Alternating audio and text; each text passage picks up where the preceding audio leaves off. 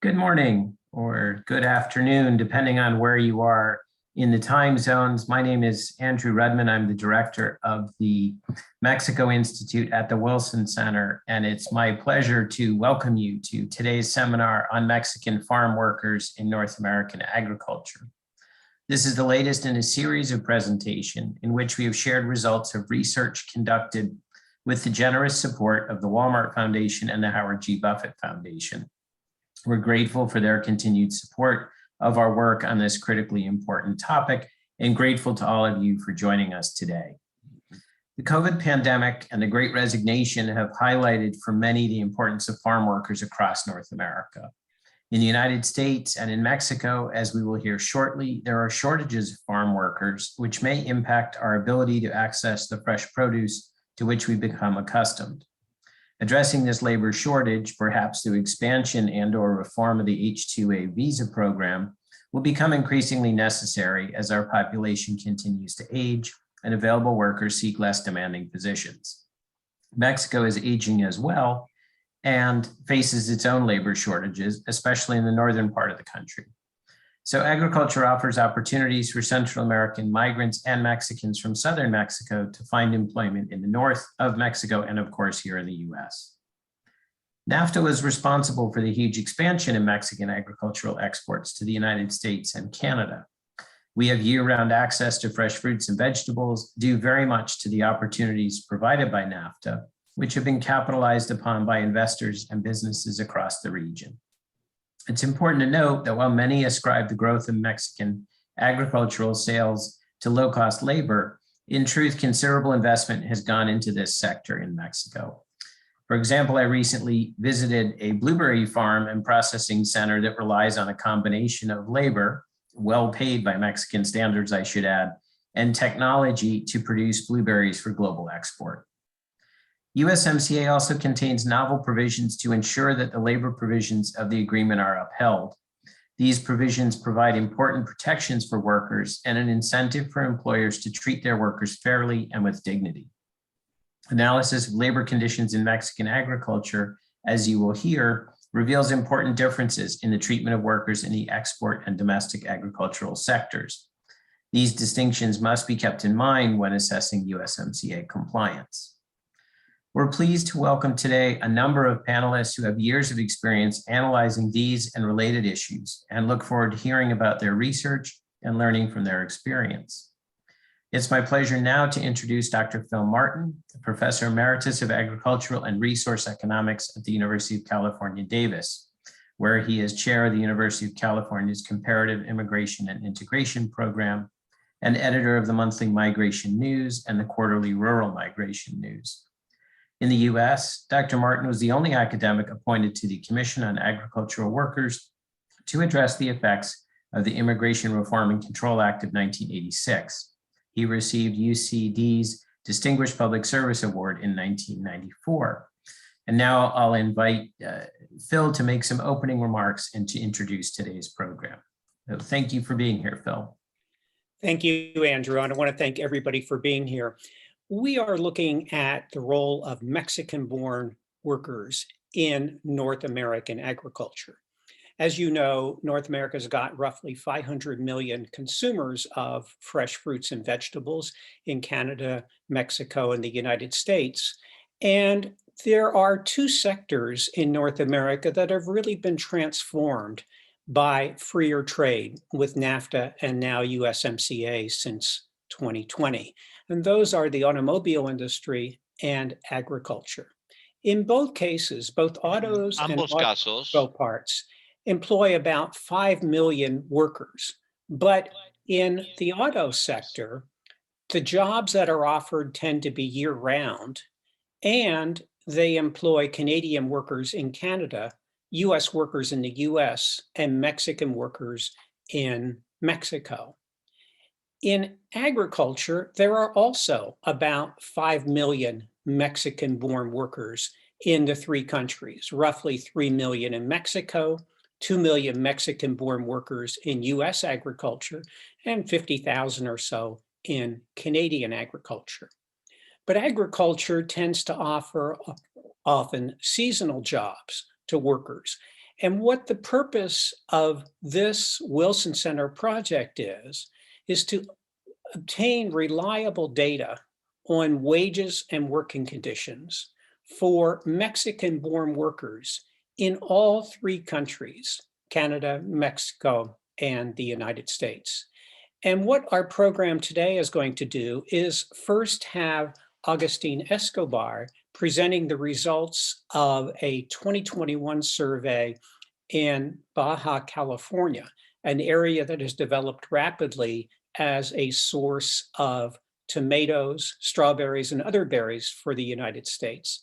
And then we're going to switch and I'll talk about the H-2A program, which in 2021 just reached a new high of about 317,000 jobs certified, which means that roughly 1 out of 6 year-round equivalent jobs in US crop agriculture is filled by H-2A guest workers, almost all of whom are from Mexico. So I'm going to stop now and turn it back to Andrew to introduce the first panel, which focuses on Mexican workers employed in Mexico. And then we'll come back and talk about Mexican-born workers in US agriculture. Thanks again for being with us today. Thanks, Phil. And now it is my pleasure to introduce Agustin Escobar Latapi, who is Director General of the Center for Research and Higher Studies in Social Anthropology, CIESAS, in Guadalajara, where he has worked since 1981. Agustin obtained a bachelor's degree in social anthropology from the Universidad Iberoamericana and has received his PhD in sociology from the University of Manchester.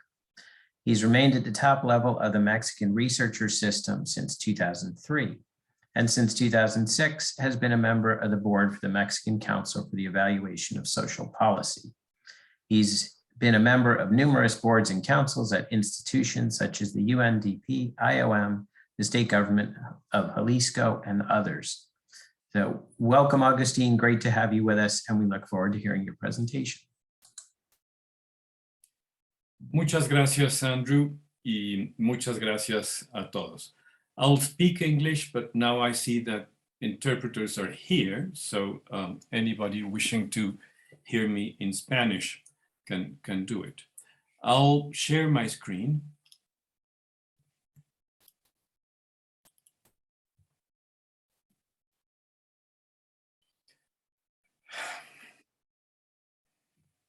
¿Por qué está?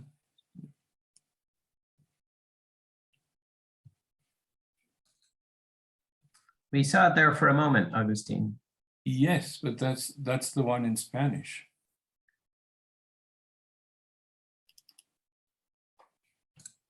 Okay, this is the presentation, and let's go ahead.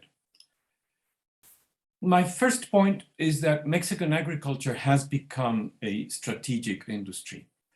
In the past, when one industry became strategic for Mexico, it received special support from the government, and certain contextual subsidies, etc., were provided so that it could grow. In this case, Mexican agriculture did benefit from subsidies in the past, but doesn't do so currently. It has nevertheless been growing extremely rapidly. Mexican exports to the US rose by over 800% in volume and 1,000% in value in the past 30 years. Of course, exports to other countries have been rising as well, but they are not as important. The ag trade balance shifted to positive for Mexico after 40 years of being in negative ground in 2014. And since then, it has only grown.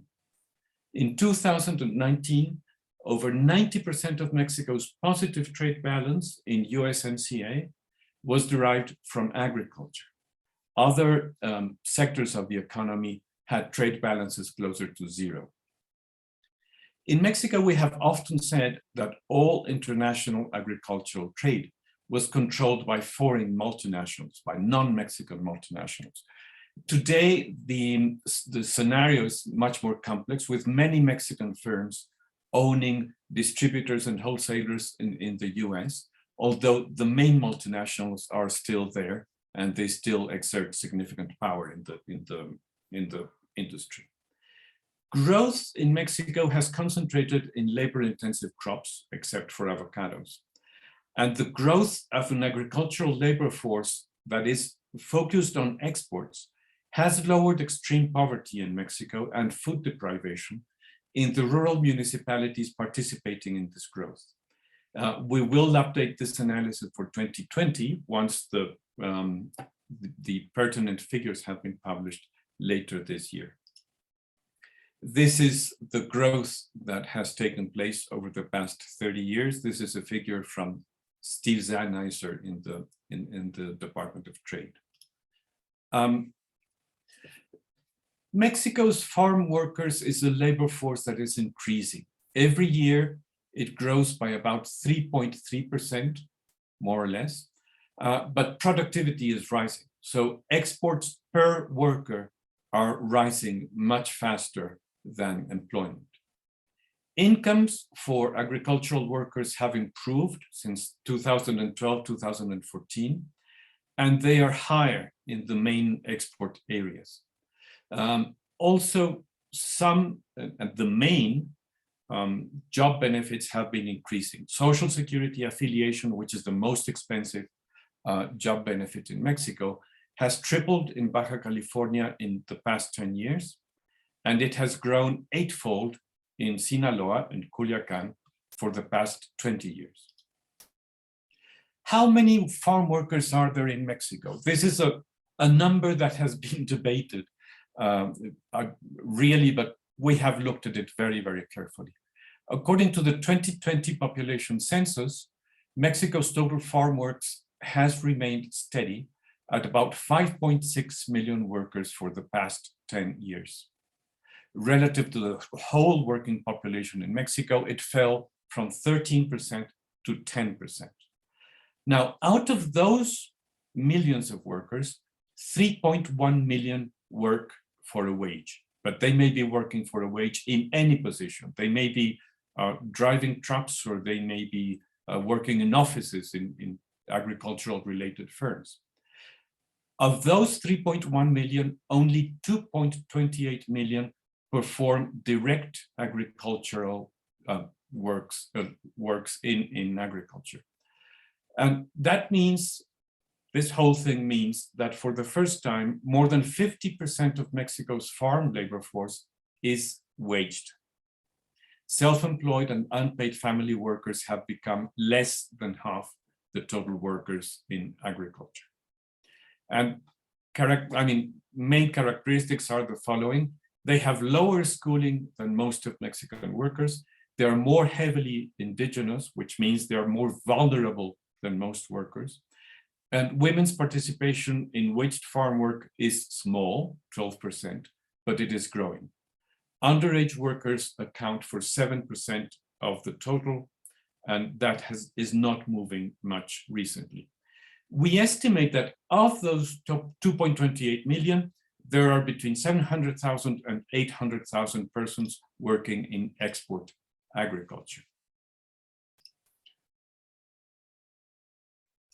The highest monthly wages in Mexican agriculture have been reported for Baja California, and that is one reason why it's interesting, followed by states in the north and Jalisco. The lowest incomes are found at the other extreme of Mexico, with 2,926 pesos or $146 in Chiapas, Yucatan, and Tabasco. Municipal wage gaps are much larger if you compare municipalities in the south and in the north. The gap is not 3-to-1, but 10-to-1. Exports seem to improve wages. In other words, the workforce in export agriculture are much higher than in the rest of Mexican agriculture. Wages are 47% higher in export agriculture. And real agricultural wages have improved to their highest level since 2005. These are the main benefits according to the census, the 2020 census. Non-exporting states are the first line, and as you can see, benefits there are about 1/4 of the benefits that are received by workers in the main exporting states. This is according to the census.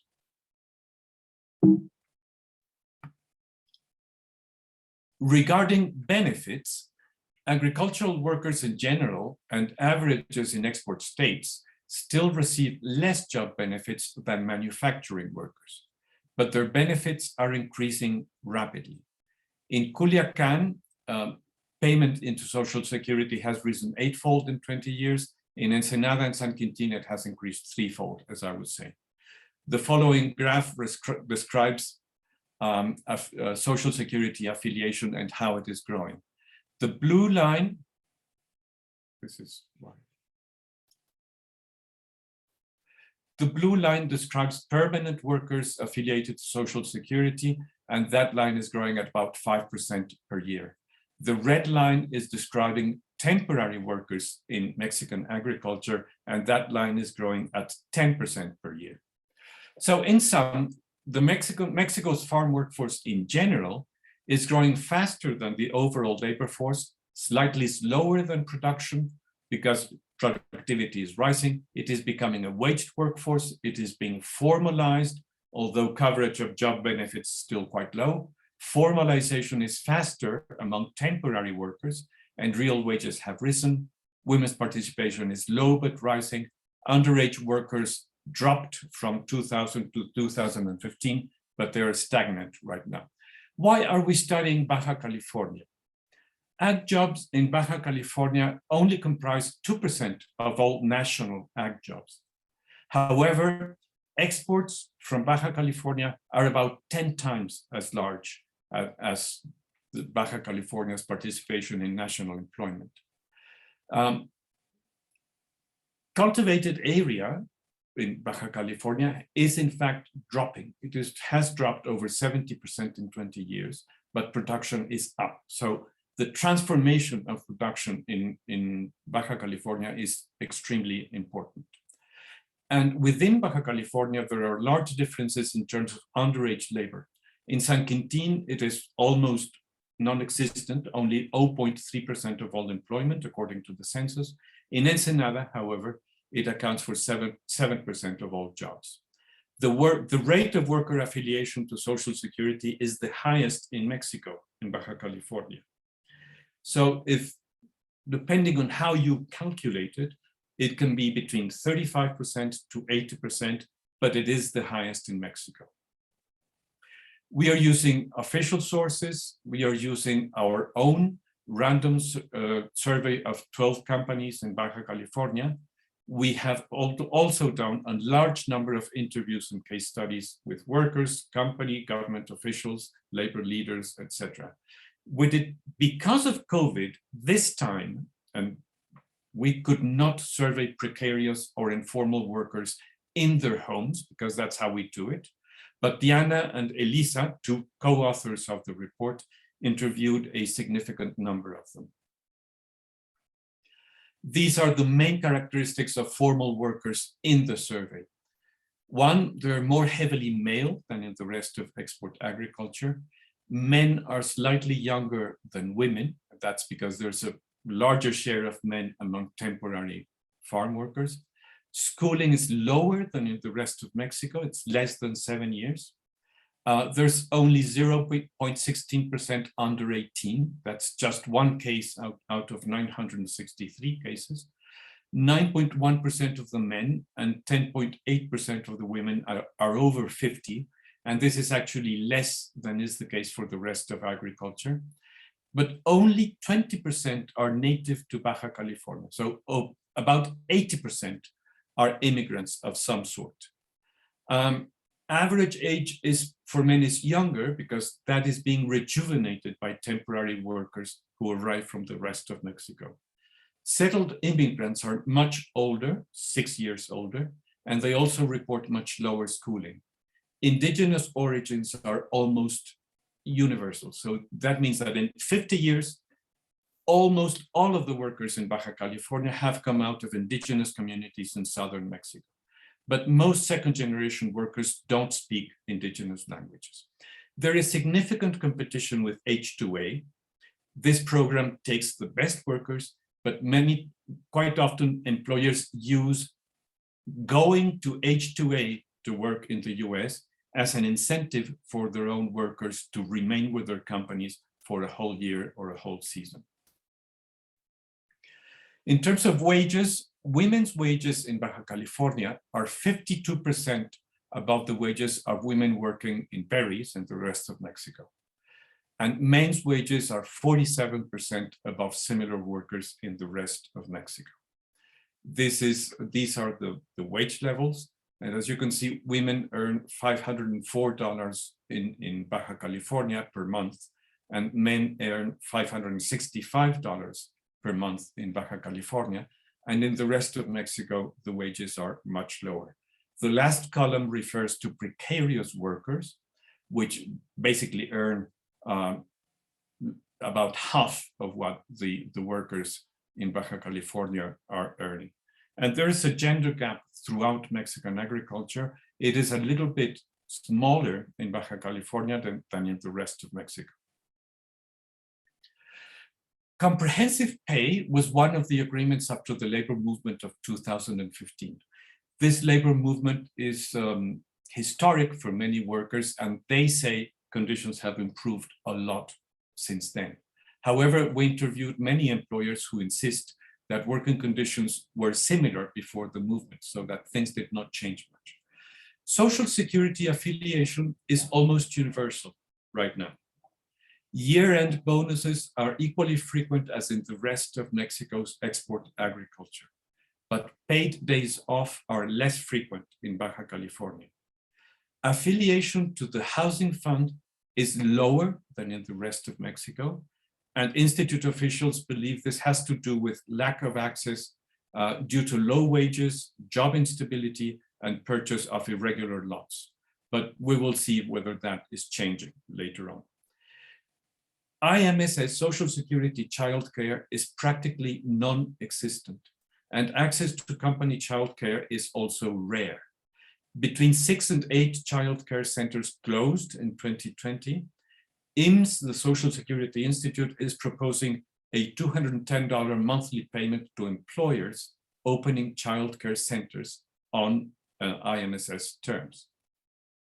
This is a table describing formal affiliation to job benefits. And as you can see, IMSS healthcare is almost universal, but other benefits are lower. We also asked workers about real job benefits.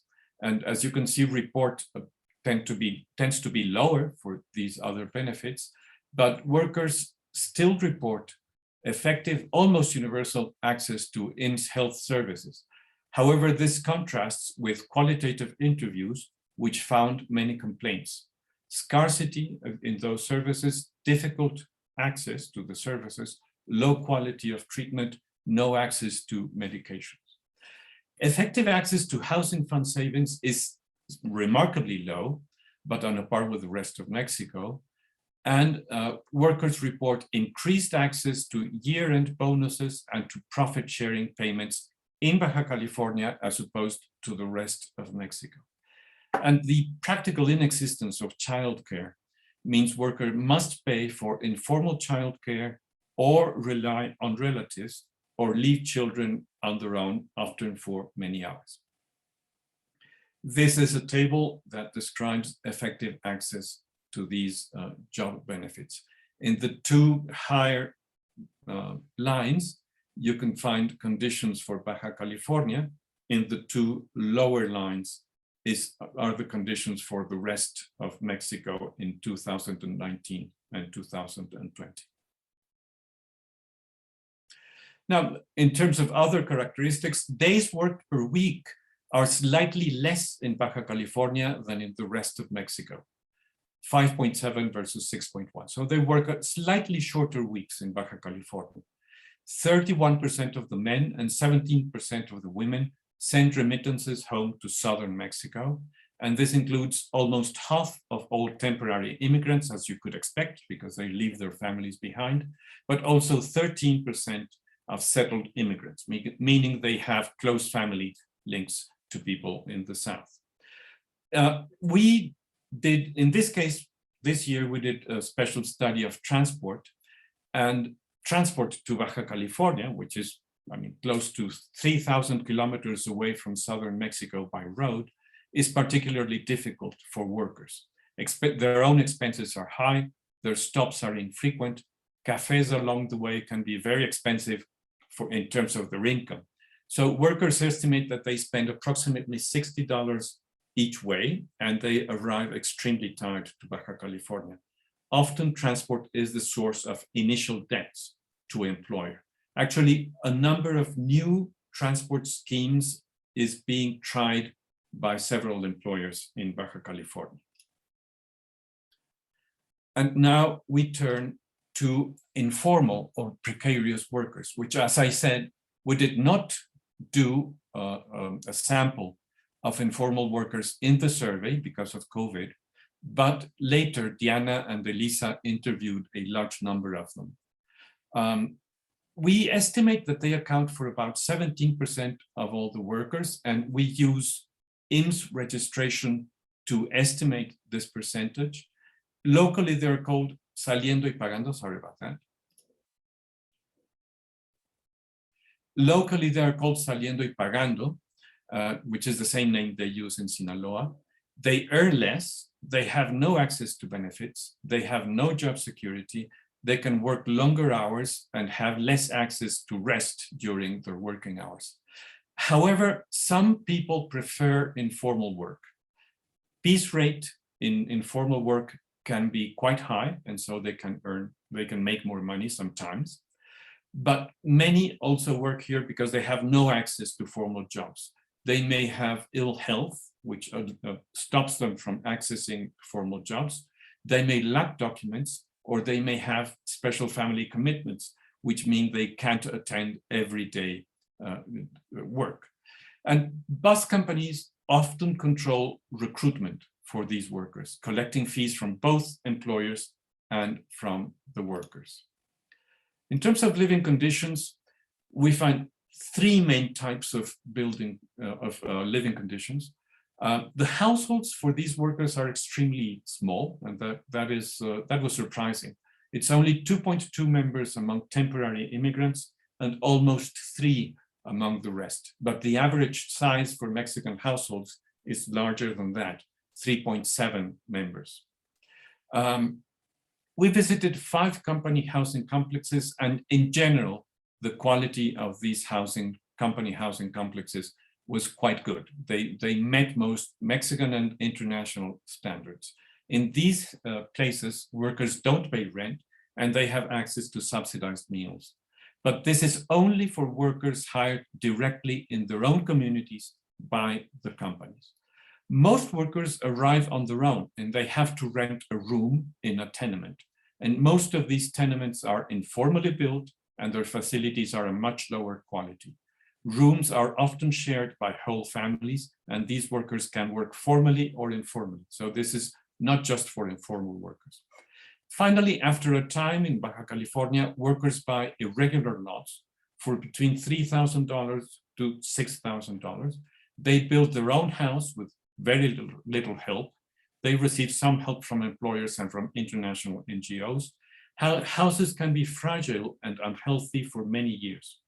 Lots tend to have no services to start with other than electricity. And housing and urban services are scarce and far more expensive here than in the rest of Mexico. And this table describes the quality of housing for formal workers in our sample. The first line refers to the rest of export areas in the rest of Mexico. And as you can see, most worker housing in the rest of Mexico has piped water, cement floors, cement roofs, cement walls, electricity, sewage, etc. While in Baja California, all of these elements are less frequent, particularly that of cement roof, but also, for example, sewage and access to sewage is less than you could expect. Access to piped water is less than in the rest of Mexico. The quality of housing in Baja California is a significant issue, we believe. And finally, in the 2021 survey, we did a new section on health. I will not be detailing that, just to say two things. One, as in the Latino health paradox, which is a significant fact in US immigration literature, recent arrivals from southern Mexico exhibit better health and lower rates of chronic disease. These rates increase over time. And finally, temporary immigrants suffered 1/4 the rate of COVID infections than native-born workers in Baja California. We believe company housing protocols and other forms of socialization in housing and in the fields are the cause of this lower rate of COVID. Finally, there is no question that most of the difficulties we found have a long history, and that on the contrary, matters have improved considerably in Baja California for the workers. Nevertheless, both for strategic reasons in terms of international trade and on account of this government's emphasis on social justice, San Quintin and other areas in Baja California require urgent and effective attention by all levels of the government in Mexico. Here are some of the things that are needed. One, social programs. This government's cash transfer programs are the largest ever. We found some workers with access to social programs, but many still don't. So access to social programs is important for these workers in Baja California. Second, enforcement. While we agree with employers that IMSS enrollment is costly and it is not providing the services it is supposed to provide, it is also true that some employers will avoid paying IMSS and Infonavit if they can. Firms and small employers must be incorporated into IMSS and Infonavit. Third is supply chain management. We believe our work and the work of others can guide Mexican and international buyers to beware when buying, to beware when buying from certain suppliers in certain areas in Mexico. And we can pinpoint municipalities, crops, and the problems, the labor problems that occur there. Buyers must require proof of compliance with labor law. One of those proofs of compliance is the seal marking that an enterprise is free from child labor. And our system, our mapping system, which I did not show today, but we have it, and it's on both our web pages in the Wilson Center and at our web page in Mexico, can show which these municipalities are. In terms of IMSS, the provision of services in exchange for contributions from workers, it should really be provided. Workers are being shortchanged in Baja California. These services must be enlarged, their coverage must be improved, and their quality must be improved. And something similar happens to Infonavit. As we might hear later today, there are new programs from Infonavit, but we believe these programs must be expanded to all of the workers who are paying into this fund. And finally, state and local governments must provide public services to these areas and to these workers. The cost, especially for the provision of water, which is a major issue in Baja California and in San Quintin especially, is likely to be high, but the recent municipalization of San Quintin can help because it means it will have direct access to municipal funds, along with support from the state government. And that is it. Thank you very, very much. Thank you, Agustin. Great presentation. Let me just clarify for everyone, we will take questions from the audience later in the program. You're free to send those to us whenever you like. You can either email them to mexico@wilsoncenter.org, or you can tag us on Twitter @Mexico Institute. What we're going to do now is hear 3 stakeholder reactions from Hector Uraga, Rodrigo Ramirez Quintana, and Judith Mendez.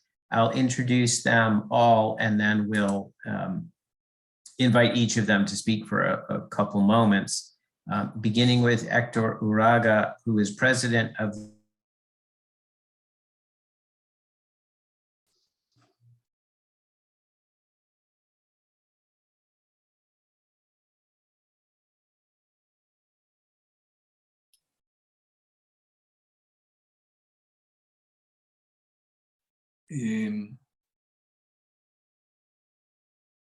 Hay algún problema, obviamente.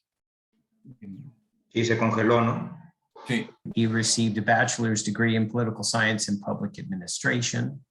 And before leading the national employment system, he was Director General of Operations and Innovation for the program Jóvenes Construyendo el Futuro.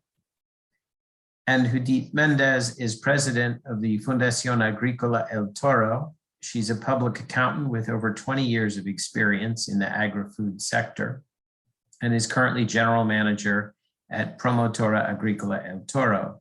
She's also CEO at the Fundación Agrícola El Toro, a foundation focused on raising the quality of life of field workers. She was the CEO at the Consejo Agropecuario de Baja California and is now coordinator of the Social Welfare Committee. And she is also the CEO at Agifores, the International Horticultural Alliance for Promoting Social Responsibility. So with that, Hector, I'm going to pass the microphone, so to speak, first to you. Bienvenido. Thank you so much, Andrew. And thank you for invitation from Mexican Institute and Wilson Center. I agree with the research for Agustin present today. I really want to congratulate your team of collaborations, because I'm very professional and carry out a study, show the condition of the workers at the best in Mexico, and companies and farmers in Baja California are working to future and improve benefits and working conditions for workers and their families.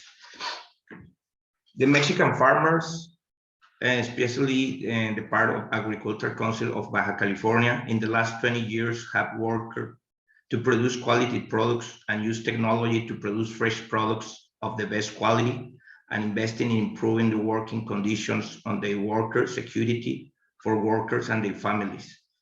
That is why the 100% of the companies that are part of the Council of the Agriculture of Baja California, el Consejo Agrícola de Baja California, has the certification such as Fair Work and other certification. The study shows we are the region of the country where the great security covers social and the government, but also is the most of companies here in Baja California have a private medical service. These companies offer to cover their workers and the family health services, child care, transportation, accommodation, and access to studies when they come from other regions of the country.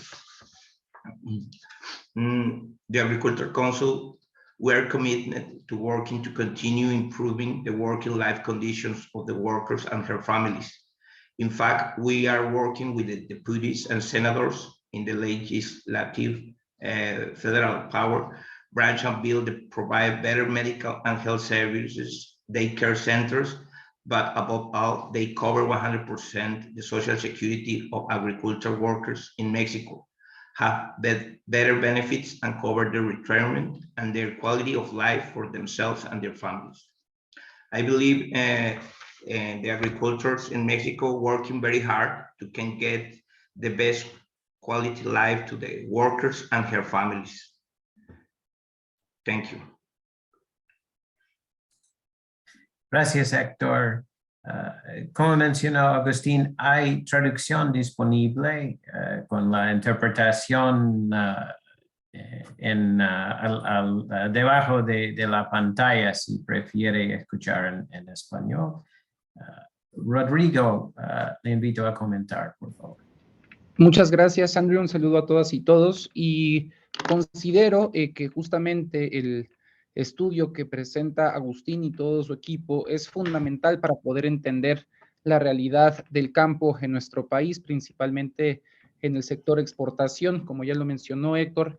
Es un sector que ha crecido de manera muy importante en los últimos años y creo que la valía de este estudio es que nos representa un diagnóstico muy claro de todo el proceso de crecimiento, no únicamente en el tema de la inversión, de la exportación y de las cifras en cuanto a los recursos que se ha estado invirtiendo, sino también que nos brinda información sobre cómo ha cambiado el modelo productivo de crecimiento principalmente de las berries, del tomate, y que nos ayuda también a dimensionar cómo está trabajando cada una de las empresas en nuestro país, principalmente en el Valle de San Quintín, y que justamente con esta interlocución con el Consejo Agrícola creo que es fundamental conocer cómo han venido trabajando las empresas en el sector, porque nos ayuda a entender cuál es la realidad que se está viviendo en Baja California y cómo podemos tomar buenas experiencias y atender los retos que nos puedan ayudar a dimensionar la situación del campo a nivel nacional, como lo mencionó Agustín en su propio informe. El caso de San Quintín, el caso de Baja California en cuanto al tema salarial, pues es muy importante los recursos que se están erogando por allá en cuanto a transferencias, también el incremento al salario mínimo, son consideraciones que nos han venido apoyando a tener una mayor certeza de cómo podemos entender el campo en el Valle de San Quintín. Entonces, por la primera parte respecto al diagnóstico que menciona Agustín, es fundamental entender también los tipos de producción que se están desarrollando en el valle, los tipos de empleadores, donde tenemos justamente estos grandes empleadores, donde estamos encontrando al Consejo Agrícola, que nosotros también estamos buscando tener mucha interlocución con ellos para fortalecer la colaboración, pero también tenemos otros productores más pequeños, otros productores que se llaman los rancheros, o se hacen llamar los rancheros, que es donde identificamos estas complejidades o retos más importantes para poder atender, evidentemente desde lo que respecta al gobierno de México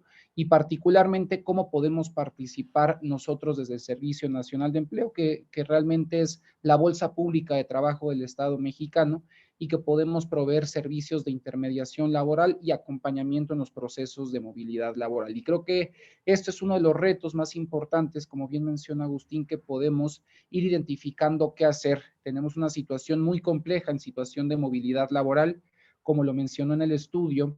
Las personas principalmente son migrantes del sur, de estados como Chiapas, Oaxaca, Estado de México, Veracruz, y que justamente por condiciones salariales buscan mejores oportunidades en el norte del país, como es el caso del Valle de San Quintín y Baja California, y necesitamos tener o apuntar a generar mejores condiciones para fortalecer los mecanismos de movilidad laboral con el objetivo de proveer vacantes, digamos, serias y procesos de reclutamiento ordenados, seguros, y que podamos ir avanzando en un proceso de mayor regularización en el proceso de movilidad. Hay una parte importante que menciona Agustín y su equipo en el estudio es justamente las problemáticas que tienen que ver respecto al transporte en el proceso de reclutamiento, digamos, más informal, que realizan un estudio pues de campo, de práctica, en donde a partir de la evidencia, digamos, de cómo funciona el proceso de reclutamiento en el Parque Lázaro Cárdenas, pues identifican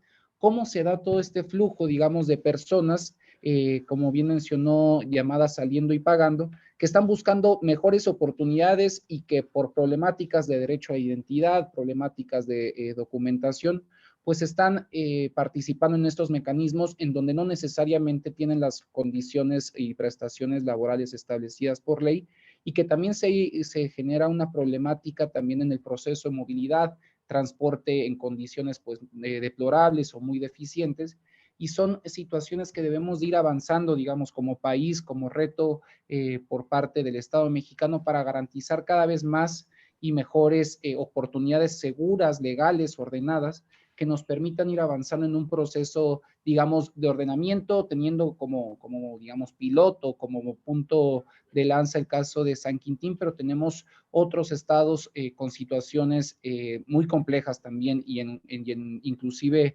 más problemáticas. Entonces, yo veo en este estudio, pues, una oportunidad, por ejemplo, para el Servicio Nacional de Empleo, para la Secretaría del Trabajo y todos los retos que ya supone en cuestión de vivienda, en cuestión de cuidados, estancias infantiles, guarderías.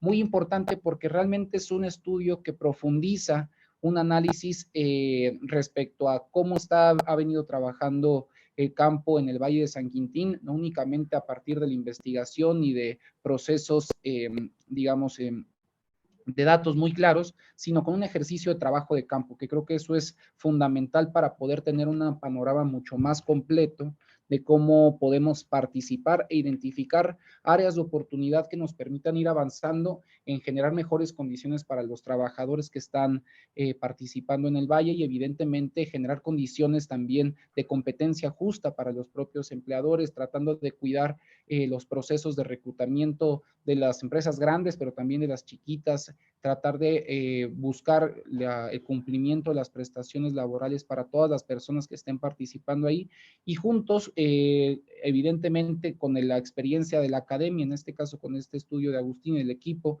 evidentemente con el acompañamiento del Consejo Agrícola y lo que podamos participar desde el gobierno, desde la Secretaría del Trabajo y Previsión Social, creo que podemos tener mayores condiciones para generar bienestar e inclusión social en el Valle de San Quintín. Entonces, creo que este estudio es fundamental para poder entender la realidad del país focalizada en el Valle de San Quintín y felicitar a Agustín y a todo tu equipo por este estudio y seguramente trabajaremos muy de la mano para identificar áreas de trabajo conjuntas. Muchas gracias. Gracias, Rodrigo. Y ahora vamos a dar la palabra a Judith Méndez, por favor. Hola, ¿qué tal? Buenos días para todos. Pues es un súper placer estar con ustedes. La verdad es que es un gusto poder escucharlos y sobre todo escuchar todo el trabajo que ha hecho Agustín sobre nuestro estado, aunque está focalizado prácticamente en la parte sur, en San Quintín. Yo estamos acá en la parte norte, pues nos identificamos muy bien con toda la problemática del estado y la situación en la parte de San Quintín. Felicitarlos a todos, la verdad es que es magnífico escuchar esta información que se carece enormemente de información estadística, específicamente en el trabajo del campo. Es tan intenso el problema que tenemos, el reto tan grande, que voy a tratar de focalizarme solamente en algunos puntos importantes. Ya tanto Héctor como Rodrigo mencionaron muchos temas importantes, sobre todo Philip. Pero en raíz, el reto de que todos tenemos de mano de obra, no solamente en nuestro país, sino en Estados Unidos, lo que nosotros antes no era tanto problema, ahorita hay un problema incluso de abasto de mano de obra nacional, no se diga entonces en otros países donde se esté mandando, ¿no? Entonces, esa problemática que yo creo que todo el mundo comprende, no la voy a abordar. Me gustaría hacer mucho hincapié en las condiciones de los trabajadores, en los sueldos de los trabajadores, que eso pues va a ser parte de la competitividad de la mano de obra que vamos a tener, las condiciones, la forma en como también Rodrigo menciona, de darles esa seguridad al trabajador. El caso que yo veo, por ejemplo, es que efectivamente en Baja California tenemos buenos sueldos. Efectivamente en San Quintín creo que se pagan muy bien los sueldos de los trabajadores. Obviamente hay diferentes niveles de cumplimiento. O sea, estamos hablando que hay trabajadores como los que menciona Agustín, donde van al día, esas personas, pues por alguna razón que no vamos a ahondar, quieren que les paguen en efectivo. Hay empresas que se prestan para hacer eso, es porque de alguna manera no les dan ningún tipo de seguridad social al trabajador. Son fantasmas, son trabajadores que llegan un día y ya no se vuelve a saber de ellos y no se sabe si van a regresar o no. Pero obviamente ese dinero extra que se le paga al trabajador, pues es a costa de sus beneficios, de su salud, de su familia y obviamente del futuro de su pensión. Claro que eso sucede en tipo de Hay trabajadores que buscan eso y hay empleadores que se prestan a eso. También hay empresas que son muy cuidadosas. Muchos de los miembros del consejo son empresas que se preocupan por sus trabajadores en asegurarles que tengan las prestaciones de ley o más. Pero pasa algo muy interesante y aún a pesar de que pagamos o se paga bien, no se tiene la infraestructura necesaria para que ese trabajador pueda hacer uso de esos beneficios que se le paguen. Entonces, aun cuando los salarios son altos, si no hay, en el caso de San Quintín, agua, por ejemplo, pues si el trabajador tiene que pagar por los tampos de agua, pues parte de su sueldo se le va a pagar servicios públicos, servicios que debían decir proveerse por el gobierno. Tenemos, por ejemplo, que sí, efectivamente hay mujeres que trabajan y les pagamos muy bien, pero no tienen guardería, entonces hay que pagar a lo mejor 50 pesos al día o 70 pesos o 100 pesos al día para que les cuiden a sus hijos. Incluso a veces hasta por cada hijo hay que pagar. Si efectivamente tienen un buen sueldo, pero esos trabajadores para ir a una atención de segundo nivel o tercer nivel, un especialista se tiene que trasladar N kilómetros para poder trasladarse, porque lo único que tienen es una atención de primer nivel, es una atención básica en las comunidades rurales donde se encuentran, pues eso también merma la economía del trabajador. Entonces, el hecho de pagar bien no es suficiente para que un trabajador esté contento. Esa es nuestra realidad. Ahora, la pregunta está la situación, y que lo menciona muy bien Agustín, pues son los costos, ¿no? Obviamente que hay productores que se preocupan y aparte de pagar la parte y la carga social o impositiva o social, hay que darle el servicio al trabajador. Porque sucede lo siguiente, nosotros podemos estar cumpliendo con la ley y pagar el seguro social, aún sabiendo que el trabajador no va a recibir el servicio. Entonces, legalmente estamos cumpliendo, pero moralmente sabemos que finalmente el trabajador no tiene el servicio porque no hay clínicas de seguro social suficientes, porque no hay camas suficientes. Entonces, el patrón tiene que dar ese servicio y eso se le duplica su costo. Entonces, empezamos a absorber, o el productor empieza a absorber cargas que le corresponden al Estado.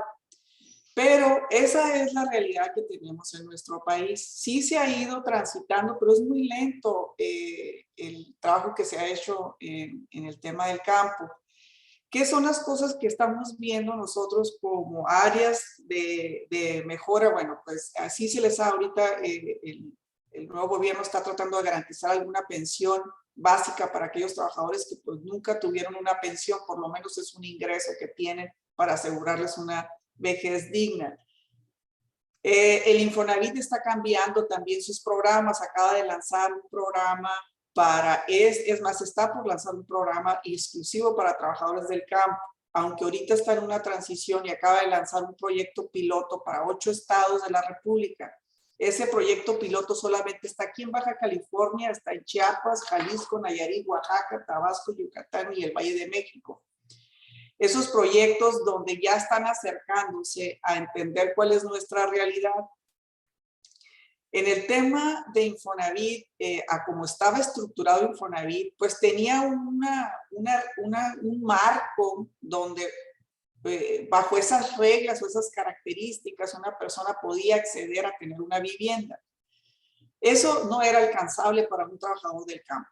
O sea, eso está diseñado para un trabajador de ciudad, pero no estaba diseñado. Entonces, pero el Infonavit tardó muchos años en hacer más flexible para una realidad diferente que tenemos en el campo. Aparece que ya empezaron a hacer programas que realmente sean accesibles. Entonces, ahorita sí hay unos créditos donde no importa si el trabajador no es dueño de su vivienda, si está posesionado, si el trabajador vive con su familia y hay cosas que lanzaron este año como un proyecto piloto en 8 estados donde se está trabajando con Infonavit, dando pruebas y error, viendo qué no funciona de eso, porque a veces es tan complejo también esos programas, para que lo puedan lanzar a nivel nacional. Entonces, creo que la base aquí es, que quiero poner hincapié, es que sí, a pesar de que pagamos suficiente y pagamos bien, eso no está siendo suficiente para mejorar la calidad de vida del trabajador. Sí se necesita un acompañamiento de mejores políticas públicas, se necesita un acompañamiento incluso identificado por áreas, porque lo que pasa aquí en el norte no es la misma realidad en el sur. Se tienen que identificar patrones de vida, de usos y costumbres, necesidades de áreas, para que eso se vayan adecuando de una mejor manera para mejorar la vida del trabajador. Hay otro costo que es el costo país, que es una situación que nos afecta tremendamente, no está puesto el costo país, el tema de inseguridad en nuestro país está afectando también la parte de inversión. También esta parte de seguridad que habla Rodrigo también, de esa seguridad del trabajador, su seguridad física, para que sean trasladados y sean cuidados y no no haya un problema de trata de personas, porque hay situaciones de riesgo en eso. Entonces ahí el gobierno necesita hacer su parte. Y esos programas que fueron eliminados y esos programas que consideramos que pudo haber sido muchos abusos a lo mejor que se hicieron, que sin lugar a dudas hay que corregirlos, pero no hay que desaparecerlos. Todavía hay mucho que hacer en el tema. Traemos el programa de H2A, que también es una parte donde el trabajador aspira a tener un mejor salario, a irse a Estados Unidos, y aun cuando aquí en nuestro país, o aquí ahorita, por ejemplo, en México, que acaba de subir el 22% del salario mínimo, en zona franja, en zona fronteriza, para retener trabajadores que no brinquen el cerco, o la opción es darles mejores oportunidades para que se queden aquí, no va a ser suficiente. Aunque en los últimos 4 años el salario mínimo ha subido un 142%, no es suficientemente atractivo para que el trabajador se retenga y no se vaya a Estados Unidos, porque el nivel de competencia entre un sueldo de Estados Unidos y nosotros, pues la brecha es muy grande. Pero, sin embargo, el que se suba el salario mínimo y se dignifique la vida del trabajador creo que es importantísimo y es muy bueno. Pero sí hace falta la parte que venga acompañado de que cuando se aumentan los sueldos, también se aumenta las contribuciones sociales al gobierno, porque hay que pagar más impuestos de seguridad social, y eso hay que ver cómo se hace ese acompañamiento para mejorar la vida del trabajador. Hay muchas cosas que me gustaría ampliarlas. Sé que tenemos aquí una parte de tiempo limitado, pero creo que me iría yo con estos puntos importantes. El tema de guarderías es un tema fundamental para que las mujeres puedan salir a trabajar. Hay una mano de obra que está retenida y que definitivamente la pandemia vino a ser una parte todavía más drástica, porque las personas que algunos hijos que pudieran estar tomando o estaban yendo a la escuela, pues tuvieron ahora que ser la mamá, la persona que tiene que acompañarlos a través de Zoom o sus medios electrónicos para que esos niños pudieran seguir o continuar con sus estudios básicos. Entonces hubo una reducción en mano de obra de mujer, porque esto vino a que alguien se tiene que quedar en la casa. Hubo muchas comunidades que se quedaron en su casa, mujeres que ya no salieron por este tema de la pandemia. Entonces se nos vinieron pues muchos problemas, no problemas, pero sí retos, puedo decir. El tema del Tratado de Libre Comercio es un reto tremendo, porque ya hay obligaciones sindicales. Este tema, por ejemplo, de libre asociación, es un tema que todavía México está en una parte de transición, pero que tenemos pues muchas oportunidades que tenemos que ir mejorando, y nos ayuda mucho, enormemente, que estudios como esto, análisis como estos, nos den un panorama, una radiografía de cómo estamos, porque hay que reconocer primero dónde estamos, cuál es el problema para empezar a trabajar en programas de mejora, ¿no? Entonces, pues dejaría mi participación en esto. Pues muchas gracias por la invitación y por haberme considerado para dar mi opinión en este tema tan importante. Judith, muchas gracias. Gracias a todos los panelistas. Now we're going to switch over to the United States perspective. So I will turn the microphone back over to Phil Martin.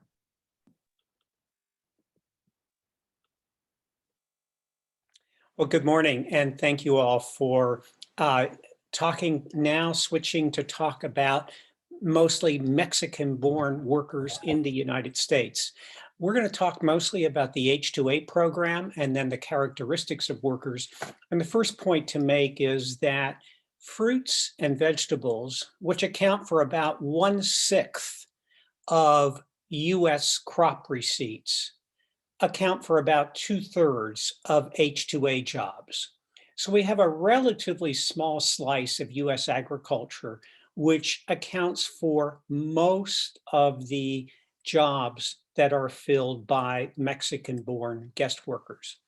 There's sort of three main points to make. The first is that the H-2A program has been growing rapidly.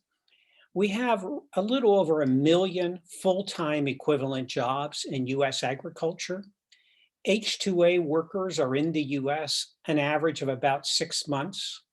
And what that means is that about 1 out of 6 full-time equivalent jobs in US agriculture is filled by an H-2A guest worker. And almost 95% of those H-2A workers come from Mexico. And to put that in perspective, we had a Bracero program with Mexico for 22 years between the 1942 and 64. And at the peak of that program, in the mid-1950s, about 1 out of 5 workers in US agriculture was a Bracero. So we're not yet back at Bracero era levels of Mexican guest workers, but if current trends continue, we'll be there by about 2025. There are roughly 2 million Mexican-born workers who were employed in US crop agriculture sometime during a typical year. So we have about 2.5 million individuals who work for wages on US crop farms, and about 200,000, a little over 200,000 are H-2A workers, and about 1.8 million are not H-2A workers. Those non-H-2A workers are still primarily people born in Mexico. They're mostly unauthorized, but they arrived typically in the 1990s and in the early part of the 2000s, and now they're on average 42, so they're older than the workers that Augustine's team was interviewing in San Quintin. And 1 out of 5 are over 55. They're settled, they have US educated children who don't follow them into the fields. And so the challenge in US agriculture is whether to introduce aids that help older workers be productive or to bring in H-2As. We've been trying to change the H-2A program since it was created in 1986.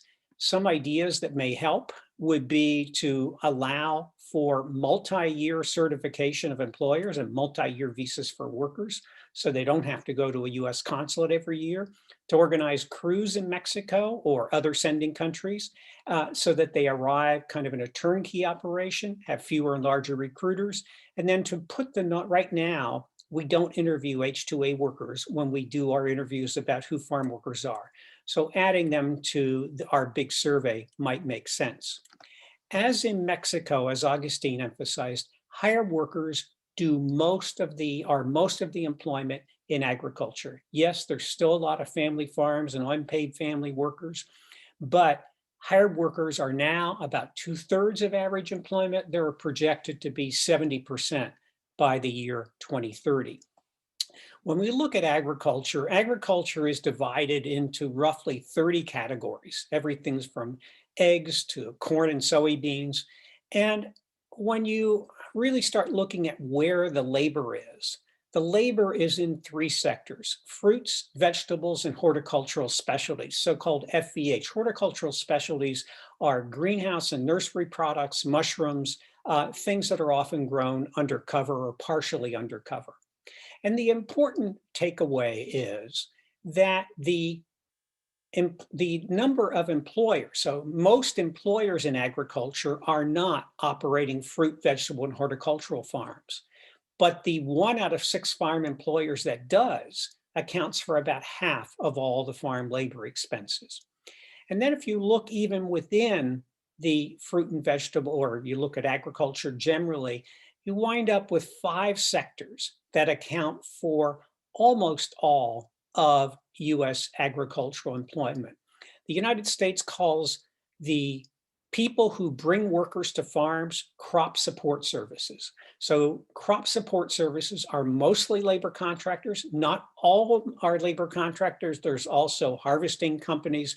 There are pesticide application companies, but they're by far the biggest part of farm employment. Second are fruits, and then comes greenhouses, and then comes dairies, which are year-round jobs, and that's why the wages tend to be higher. It's a year-round job, and then come vegetables. And then when you start looking at individual commodities, and you see where the year-round equivalent jobs are. So when we say that farm labor contractors have average employment of 172,000 jobs, that does not mean 172,000 people work. It does mean that 172,000 people work for farm labor contractors, but the total number of workers employed by labor contractors has to be multiplied by a factor of 2 or 2.5. So when you see average employment, which is what we measure in our statistics, it's not the same as the number of unique workers employed by that particular sector. The general rule of thumb is to multiply by at least 2, because remember, many of these jobs are seasonal rather than year-round. Greenhouses are second largest. Here there's less turnover, so here you would multiply by a factor of less than 2, maybe 1.5. When you get to vegetables, once again, it's a more seasonal industry, and therefore the multiplication factor is closer to 2 rather than just 1.5. And then when we look at fruits, which is that biggest non-crop support sector, you can get some idea of how employment is distributed by individual commodities. So apples is the largest employer, the largest commodity employer of workers in the United States. And once again, if you have 33,000 direct hire workers, that's probably 66,000 individual people who pick or work in apples sometime during the year. The second largest would be other tree fruits. So climbing ladders to pick fruits is a very labor intensive process. And the second largest employer are these other tree fruits like peaches and pears, cherries, and other things. After that comes strawberries. Strawberries, the acreage is relatively small, but the number of hours required is quite large. And that's why even with less than 40,000 acres of strawberries, you wind up with a hired farm workforce that numbers somewhere between 50 and 60,000 in the course of a year. We have 3 types of grapes. The most labor intensive are table grapes, which are produced in the United States as well as in Mexico and other countries. And they are primarily harvested by hand. And there's not really much prospect that there will be mechanization of the table grape harvest anytime soon. There's some mechanical aids, but not a machine. Raisin grapes, on the other hand, are a shrinking sector that is switching or can be switched from hand harvesting to machine harvesting, although the issue in that process is that the overall sector is shrinking as imports from Turkey and other countries rise. Wine grapes are almost totally harvested by machine, except for some high-end premium wines. The other berry sector is quite interesting because parts of it are growing rapidly, especially blueberries, because consumption is rising. Imports of blueberries are also rising. Red raspberries are a very valuable commodity that are now about 2/3 produced in the US and 1/3 imported, mostly from Mexico. And because of overtime and rising minimum wages and other factors, we're likely to see a shrinking sector in the United States and a rising share of imports. So that's an overview of where the workers are. What about who the workers are? Well, the workers are typically born in Mexico and typically unauthorized. It's a 70% of non-H2A crop workers born in Mexico, 70% are unauthorized. That makes half of all the non-H2A workers unauthorized. They're getting older and they're typically settled and have US born children. And the rule of thumb is that if the children of seasonal workers were educated in the United States, they typically do not follow the parents into the field. So what that means is that if you look at the US crop workforce, that is the non-H2A crop workforce, it is typically unauthorized. That's the red line at the top. It's getting older and it is not being replaced by people who are educated in the United States. There are still some migrants. About 1 out of 6 of these non-H2A crop workers are migrants, but you always have to watch definitions. The definition of a migrant in our National Ag Worker Survey is someone who moves 75 miles from their usual home in order to do farm work. What that means is any worker who moves from Mexico to the United States is by definition a migrant. And there are migrants.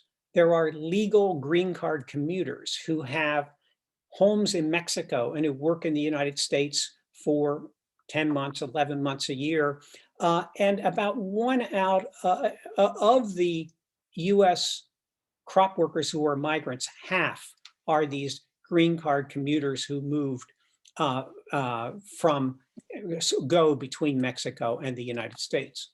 So we have an aging Mexican-born, half unauthorized workforce, but those workers still would like to continue working in agriculture, in part because they have relatively low levels of education. Just as in Baja, those who arrive, younger workers tend to have better levels of education. These workers tend to have tend to be older and have less education. One of the things, in both Mexico and the United States, the younger a worker is, the better educated that worker is. What about the H2A program? So the H2A program is the program that is providing, as it were, fresh blood or young workers into US crop agriculture. The program has more than tripled in the last decade in terms of the number of jobs that have been certified. And the program is heavily concentrated. 5 states have over half of all the H2A workers, starting with Florida, Georgia, then California, Washington, and North Carolina. What's important is, even though the program has primarily brought workers into the southeastern states, the western states have about half of all the farm workers in the United States. So the growth in the H2A program is likely to be in the West rather than in other parts of the US. If we look at the evolution of H2A jobs over the last decade, the important thing to watch is the share of those jobs that go to farm labor contractors. So the Bracero program used employer associations to bring, remember, 450,000 in 1955 to the United States. The H2A program is using labor contractors to bring half of the roughly 250,000 Mexicans who come to the US with H2A visas. And so that orangish line shows that the share of H2A jobs in vegetables was 57% in 2019. It is, the number of jobs certified goes up, and the share of those jobs that are going to farm labor contractors is also increasing. So fruits and vegetables account for 2/3 of all H2A jobs. And the reason for that is when those employers request H2A workers, they request a large number of H2A workers each time. So the average H2A job application is for 20 workers. In fruits and vegetables, it's more than twice as many. The average length of the jobs, it's 6 months overall, but for fruits, it's slightly longer than for vegetables. Remember, a typical farm employer will file several H2A applications each year rather than just one. it's important to emphasize that labor contractors are mostly in fruits and vegetables. They mostly provide crews of workers. After all, that's always been the purpose of labor contractors, is to bring crews of seasonal workers to do work that otherwise the farmer would have to arrange for the crews themselves. Let me just take a minute and say what the options are for labor-intensive agriculture going forward. Remember, most fruits and vegetables consumed in the United States are grown in the United States, although imports are rising. The three options that growers who now use lots of hired labor have are to mechanize, to employ more H-2A workers, or to import more. And Mexico is the largest source of imports. There is a big interest in mechanization due to not just the aging of the workforce and in some cases productivity decreasing, but because minimum wages are going up, the exemptions from overtime laws are going up, the cost of regulations are going up. And mechanization comes first where the market is biggest. So mechanization for thinning and weeding, for example, is proceeding faster than an attempt to develop a machine to harvest Brussels sprouts or some other small commodity. And there have been a lot of successes with mechanization, things that people said could not be mechanized, in fact, have been mechanized. But the big issue is that agriculture is a very competitive industry and profit margins can often be very low. So when the people who work on robotics work primarily for the military and Defense Department, they want high performance, spend a lot of money, save the soldier. But in agriculture, you often have to have durable machines that are cheap and do the job. Doesn't have to be perfect, doesn't have to get every apple from the tree, but it has to function day in, day out.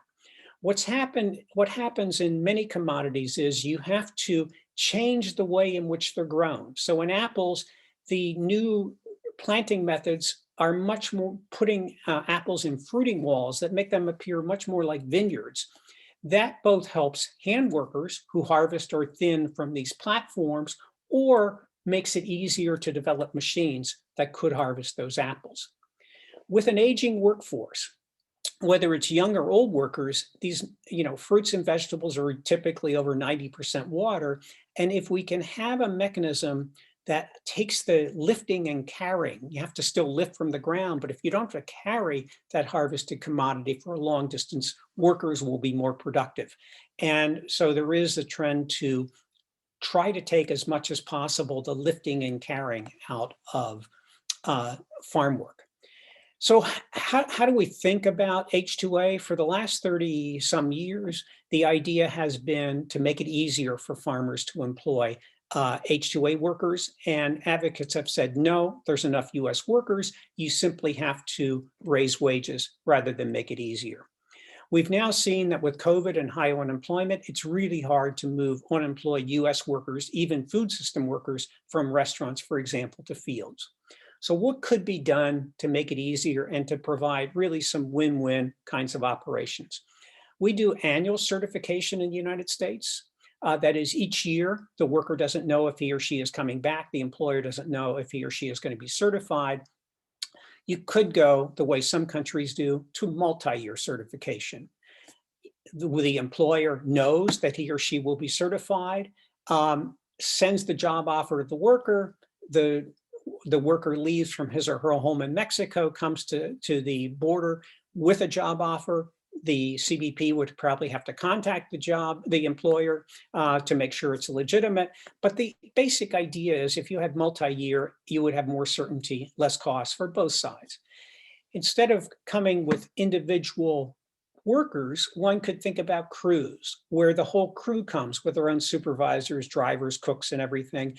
And it becomes almost a turnkey operation, but also offers the opportunity to improve skills in the off-season so that workers are more productive.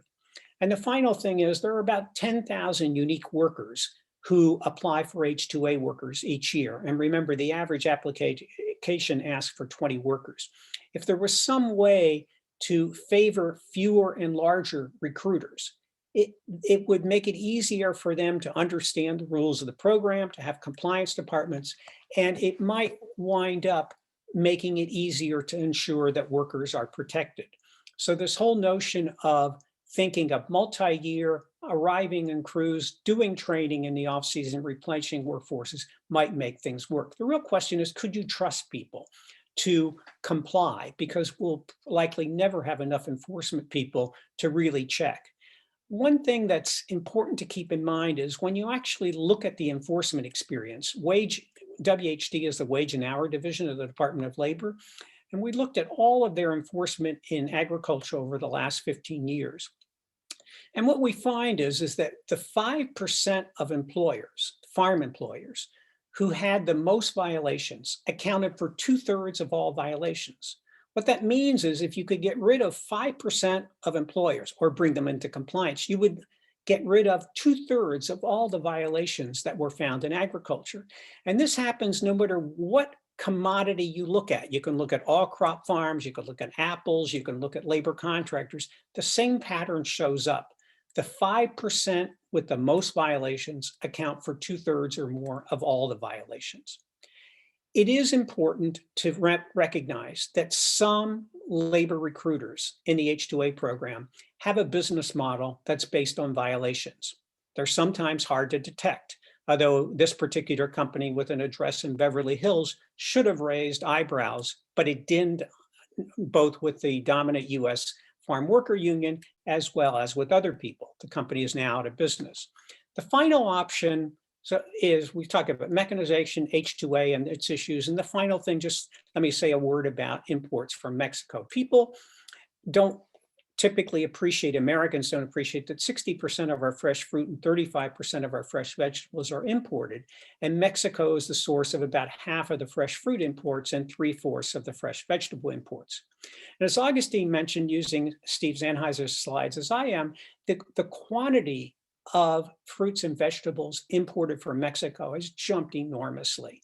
It's gone up from 2 million tons before NAFTA to something over 12 million, roughly 12 million tons now. So there's been a huge increase in imports from Mexico. Importantly, COVID did not slow imports of agricultural goods from Mexico. In fact, they're higher in 2021 than they were in either 2020 or 2019. And remember, President Salinas back in 1990 said that the United States should embrace NAFTA because with NAFTA, Mexico could send tomatoes to the US rather than tomato pickers. And as you know, 60% of the US tomatoes are imported, mostly from Mexico, and Mexicans pick tomatoes in Mexico, United States, and in Canada. Many of the commodities grown in Mexico are exported to the United States, cucumbers, asparagus. The majority of the cucumbers, asparagus, broccoli grown in Mexico is exported to the United States, and a rising share of some other fruits and vegetables that are grown in Mexico are exported to the United States. And this is complicated, but it makes an important point. On the y-axis, you show the share of the commodity that is imported from Mexico. And on the x-axis, you show the increase in the share of that commodity that is imported from Mexico. So if you look at the lower left-hand corner, you see a big yellow circle, and that's bananas. We import a lot of bananas to the United States. We don't import very many from Mexico, and the growth in banana imports is not very fast. But then if you look at red raspberries, which are sort of in the middle of that first chart on the left, you see that 100% of the raspberries that are imported come from Mexico, and the growth in raspberry imports is almost 25% a year. The same is true on the right, where there are vegetables. Tomatoes are the biggest vegetable import. Most of them come from Mexico, but the growth is fastest in broccoli, lettuce, and some of the other commodities. What that means is that we're likely to see more investigations of imports as the Mexican producers who've invested a lot in controlled environment agriculture or protected agriculture become ever more competitive with longer seasons. In the past, these investigations often dealt with dumping, which is selling below the cost of production. They may more involve labor. That's where our project comes in, because in part, there are many allegations of poor labor conditions in Mexican agriculture. And as Augustine just explained, we found that many of the media reports fail to distinguish between the domestic producers who produce for the Mexican market and producers who produce for export. There are two different labor markets with very different conditions. So the final slide is just the H-2A program there's been a lot of efforts to change it. It's grown despite the fact that there haven't been fundamental reforms. We should know more about H-2A workers in the United States. We may wind up getting them added to our survey. And finally, the last point is, there really is a race in the fields between machines, migrant H-2A workers, and imports, and probably it's going to play out differently in different crops. Let me stop there, and thank you very much, and I will stop sharing. Thanks, Phil. Great presentation. As always, lots of really interesting data and observations. Now we're going to have responses first from Michael Marsh and then from Jessica Castañeda. Just a reminder, if you'd like to pose a question to any of the presenters or panelists, please either email them to mexico@wilsoncenter.org or tag us on Twitter @Mexico Institute, and we'd be happy to pose those questions. But before we get to questions, I will introduce first Michael Marsh, who is the president and CEO of the National Council of Agricultural Employers. Michael has earned 2 bachelor's degrees in history and accounting and has also studied law, all at the University of Wyoming. He first began his career in public accounting in Casper, Wyoming, working for a CPA firm that had many farms and ranch clients. Later on, he was appointed director of finance for the Almond Board of California, and later became the CEO of the largest dairy producer trade association in the United States, the Western United Dairymen in Modesto, California. Michael will be followed by Jessica Castañeda, who's director of the Identification and Recruitment Consortium, IDRC. The mission of the IDRC is to develop resources, strategies, best practices, and creative solutions with the purpose of improving and enhancing identification and recruitment activities in 26 of the IDRC's member states. For the past 20 years, she has worked in various aspects of the migrant education program. This includes recruiting, training recruiters, providing services to students, organizing local and state programs, and a myriad of other activities. So, Michael, please welcome your comments. Good afternoon. It's a pleasure to be here. The members of the National Council of Agricultural Employers hire somewhere between 80 to 85% of the H-2A workers that come into the United States, either through direct hires or through their associations. The H-2A program is necessary, of course, because we're seeing far fewer domestic workers come out to the farm looking for a job, even though the minimum wage that's guaranteed is more than twice the federal minimum wage for workers that would take the jobs. You know, another one of the factors that's impacting this, of course, is the reduction in migratory patterns. As we see in the National Ag Worker Survey, most folks are living within 25 miles of where they work today, rather than perhaps migrating throughout the country. And one of the challenges, of course, for us as employers is that the workforce is aging out. The domestic workforce is aging out. And it's really a challenge. It's a rare opportunity when a domestic worker will actually show up and apply for one of these H-2A jobs that is available. As a matter of fact, I'll give you just a snapshot. In early 2020, after the president declared the national emergency due to the pandemic, there was an effort here in the Congress to actually halt the H-2A program, because the contention that was being made by the politicians was that because we had so many domestic workers that were unemployed, they'd be happy to come out to the farm and take these jobs. Well, we surveyed, and the National Council surveyed all 50 of the state workforce agencies to just test that hypothesis, looking for the number of applicants that we had that were domestic workers for about 100,000 jobs, 97,000 jobs, for the period of March 1st of 2020 through May 15th of 2020. And we got a response from about 28 of the state workforce agencies, including the states of Florida, Washington, as well as California. And the total number of domestic applicants for those positions on those farms, and again, they paid more than twice the federal minimum wage. For those almost 100,000 jobs, we had 337 domestic applicants for those positions. So clearly there's a need for the H-2A program to continue, and it helped us, of course, going back to some of those members of Congress, say, this is a program that clearly is necessary for the essential nature of agricultural production in the United States. The National Council at the same time is looking for win-win solutions for the workers as well as for the employers.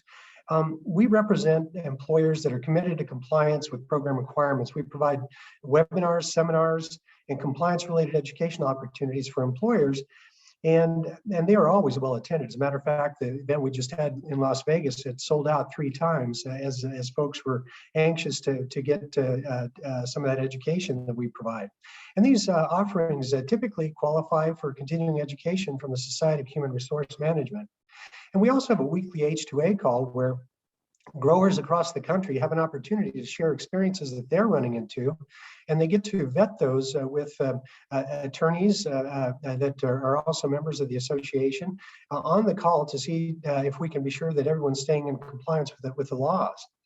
Well, and of course, members of the National Council have to go through a couple of hurdles before they're allowed in. They've got to attest to their compliance with all federal and state labor regulations. And we continue to highlight to our members that they have to model their commitment to ethical behavior with regard to their workers. We are always encouraging them to wear the white hats in any circumstance. Some of our members actually have gone, rather beyond the call, I would suggest.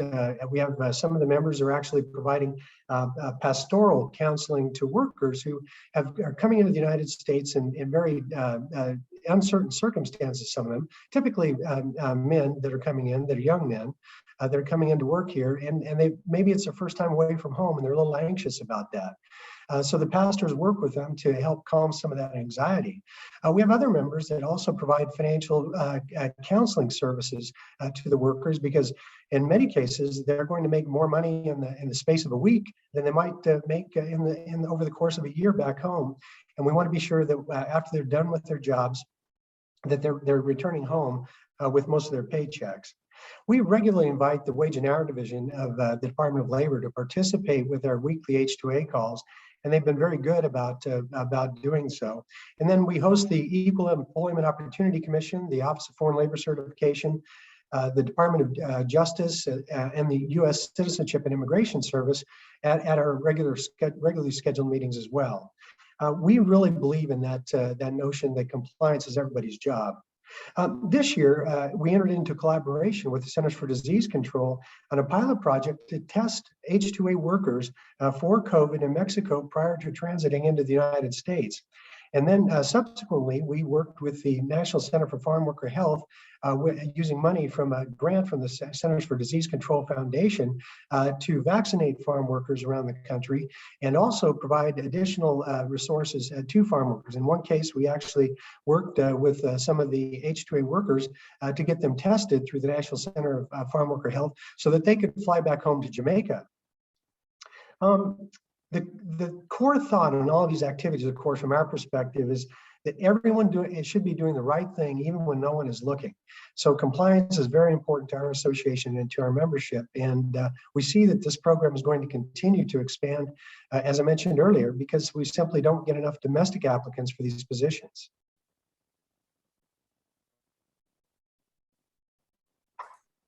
Thank you, Mike. I really appreciate those comments. It's really important to have the perspective of the employers with us today. Jessica, now I'm going to turn to you, please. Okay. Well, our organization works with a program called Migrant Education, which Andrew mentioned earlier. But what we do is basically try to track where farm workers are across the country and then find them as quick as possible, because many of their children, if they're highly mobile, fall behind in school. And so I've worked with this program for about 22 years. And if I could say one thing, is the only constant in agriculture is change.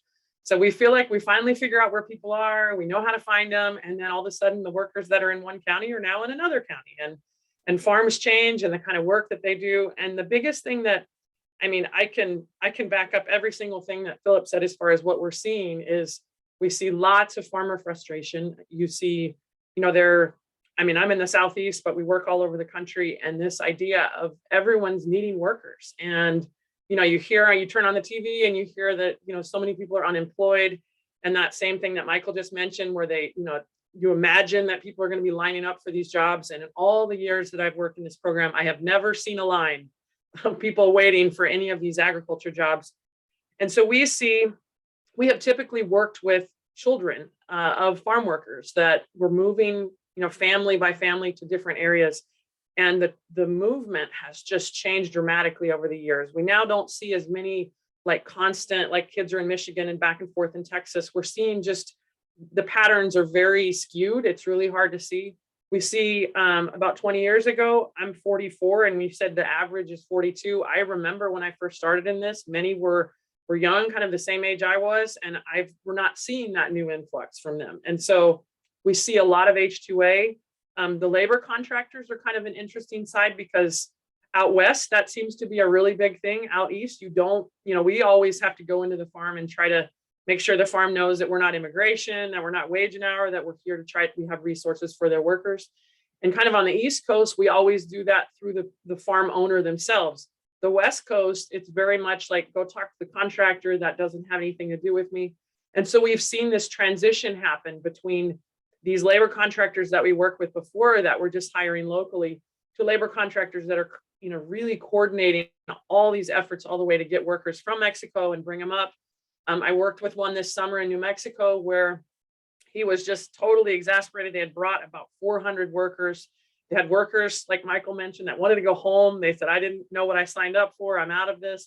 And just this whole frustration of, I believe in this country, we have made labor so complicated that it just defies all logic when you look at all of our rules and the lack of workers in so many places.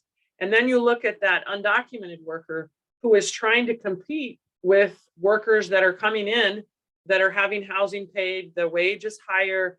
And it's just so complex that for us, it's just, like I said, every year, it seems like we think we know what's going on, and it's very different. But you mentioned berries. I work with the state of Maine. Berries used to be their main reason why migrant families came. And now the berry amount is really, shrinking as other states are competing, as imports are coming in. I live in the state of Tennessee. I remember many years we would go out in the fields, the tomatoes were ready, and then they weren't picked because the cost, it was cheaper for them to come in from Mexico. So if the only thing that I could echo is just, I really wish there were some real straightforward answers. And so I liked the idea of, 3 years for these visas instead of, so at least some stability for the farmers and for the families and for the workers. And so, I know of an H-2A worker that signed up for a job in Louisiana, and his job actually turned out to be picking up alligator eggs. And I think that guy did not know what he was signing up for. And you wind up coming to this job that none of us would want to sign up for. So I just have a deep respect for those workers that have been here for that whole time, and for these workers that are coming in. And it just, I'm really grateful for you guys for the work that you do to get those statistics out, because there's a different narrative that you can hear, on the TV or just talking to people. And it's really good to see the actual statistics and see what's happening. And I can back it up with everything that we're seeing when we work with families and with farms. So thanks for the opportunity to share my 2 cents. Jessica, thank you. I think that is an excellent point, that harvesting alligator eggs is certainly not for the faint of heart.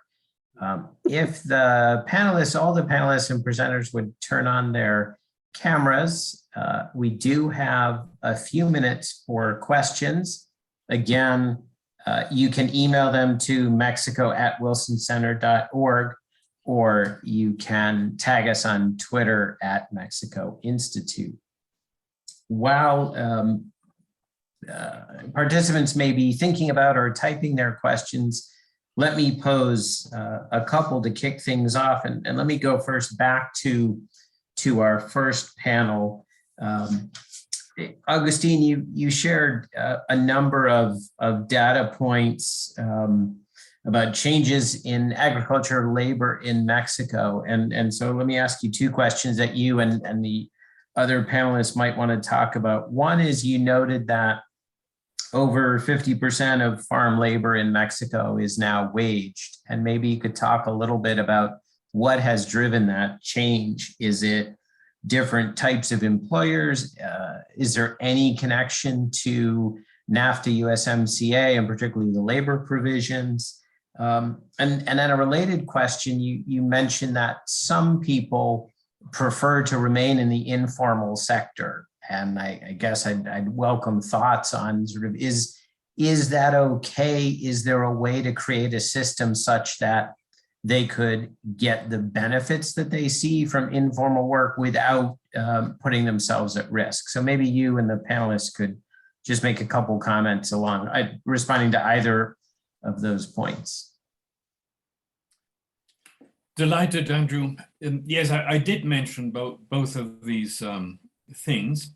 And first of all, well, subsidies to Mexican subsistence agriculture have gradually become less significant over time.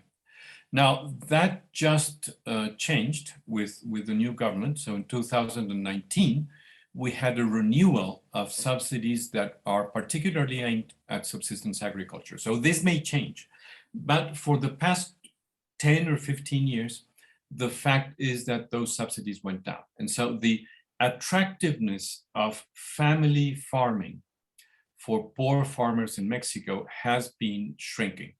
And on the other hand, the penetration of wage labor in Mexican rural areas, not just in agriculture, but in the rest of the economy, has been growing. So most of the workforce is in fact working for a wage. The only other significant thing among poor farm worker or farm families in Mexico is that also the cash transfers they have been receiving have been increasing a long time. So that may also substitute for work that actually provides very little cash, which is home and family farming in Mexico. Those may be two factors.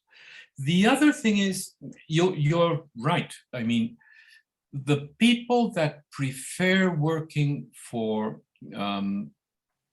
cash wages, for informal cash wages, are not just the ones you could expect, people with no documents or with problems actually accessing formal jobs. Some of them, and this is work done by Diana and Elisa, who are co-authors of the report, are called campeones or champions, and they are the farm workers who chase the best piece rates, and they know that they get the information on where the harvest is taking place and what the crops are. And so they follow those crops and they get the highest wages for 5, 6, 7 months of the year. And they can be working a few days in one farm and a few days in another. And that's how they want to do it. And they do, in fact, collect higher cash wages. Now, there's a number of reasons why employers don't register them. And I have begun thinking about these reasons, but not necessarily gone to the bottom of it. I need to do more work. But for employers, for example, it's extremely, they say it's difficult for them to register a worker for a day, and Judith and Hector might tell us if this is the case. And that in fact, if they work for a few days and then they leave, they often have to deregister them, and that is also complicated. And so adding day by day to your work history with IMSS seems to be difficult. And so there are very few employers do it. In fact, the large employers have gone the opposite way. They have several crops, one after the other, and so the harvesting season is longer because they may be able to keep a permanent workforce in place. But yes, I believe that the way you register a worker at Social Security has to be made easier. And in terms of small farms that don't have a large administrative workforce, it has to become almost automated. I'm thinking of, like a barcode gun that actually registers a card, and you may then register a worker for the day. But I don't know the actual mechanisms, but they have to be made easier. Thanks. Thank you, Agustin. Judith, ¿quiere agregar algo?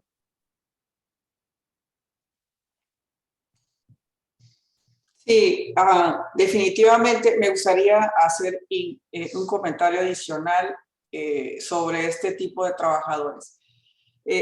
Vale la pena recordar que en México, años atrás, los trabajadores del campo no tenían acceso a la seguridad social, ni siquiera estaban contemplados dentro de una ley o dentro del seguro social para que recibieran servicio. Esto ha ido transitando, ha ido cambiando para ir incluyendo estos trabajadores y esta fuerza productiva dentro de la seguridad social y se han hecho grandes avances, pero obviamente que este trabajo, este marco jurídico no está diseñado, ni estuvo diseñado antes, ni en esta transición que en estos años, ni está diseñado actualmente para que un trabajador realmente tenga una seguridad social. No está. ¿Qué es lo que pasa con hay trabajadores permanentes del campo y hay trabajadores eventuales del campo y hay trabajadores estacionales del campo? Una persona estacional es que dura una estación de trabajo, o sea, una temporada de trabajo, no importa si tú empiezas a cosechar tal día, pero tu cosecha se termina en 4 meses, en 6, en 8, es un trabajador que trabaja por una temporada. Yo tengo un producto, por ejemplo, que es el apio y dura 3 meses. Esa es mi temporada del apio. Obviamente tengo un cultivo, a lo mejor como el brócoli, que dura 6 meses. Entonces, yo puedo contratar a un trabajador por una actividad específica y va a terminar su trabajo cuando termine la cosecha. Esos trabajadores, hay una gran cantidad de trabajadores que van en busca de la cosecha. ¿Qué quiere decir esto? Que terminan conmigo y se pasan a lo mejor a San Quintín, o terminan en San Quintín, se van a Sinaloa, pero ellos no tienen un lugar fijo donde vivir. Viven donde está la temporada de cosecha. Ahora, esa es la vulnerabilidad de esos trabajadores. Su vulnerabilidad está en el tipo de trabajo que desarrollan. ¿Qué quiere decir esto? Por ejemplo, hay que pagar un fondo de vivienda para estos trabajadores. ¿En dónde va a tener su vivienda este trabajador si es un trabajador que constantemente está en movimiento? Entonces, hay una situación complicada porque aunque se le pagaran sus beneficios de fondo de vivienda, el gobierno lo que trata es que ese trabajador, ¿qué patrón le va a retener sus impuestos para pagar esa vivienda? Yo puedo ser un patrón cumplido, yo lo registro, yo le pago sus beneficios, él pide una vivienda que no sé si la quiere poner aquí en el estado de Baja California, pero cuando se mueva a Sinaloa, posiblemente ese patrón a lo mejor no le pague los beneficios y el Seguro Social o el Infonavit, pues lo que hace es que ese trabajador, pues para el gobierno va a ser un incumplido porque no está pagando con la parte de vivienda. Es algo muy complejo. Entonces, en políticas, en marco jurídico, no tenemos un marco jurídico para este tipo de trabajadores. Entonces están en una situación vulnerable. Si usted me pregunta, Seguro Social, vamos a hablar que en las comunidades más cercanas a las zonas de ciudades tienen mejor oportunidad de que sean trasladados cerca a tener un servicio. Pero la mayor parte que está en zonas rurales, en zonas totalmente alejadas, donde no hay ni un servicio básico, entonces, ¿qué pasa con ese trabajador y con ese patrón? Dice, bueno, tú le pagas el seguro social, le vas a hacer una retención, porque algunos hay que tener una retención, el trabajador tiene que tener una aportación, el patrón hace uso de una parte, pero el trabajador tiene una aportación mínima en seguro social. El trabajador dice, ¿por qué me retienes? ¿Por qué aporto algo que no veo dónde lo voy a recibir? Mejor dámelo en efectivo. O sea, finalmente el trabajador es consciente que hay un servicio que, aunque él pague su parte proporcional, no tiene acceso a eso.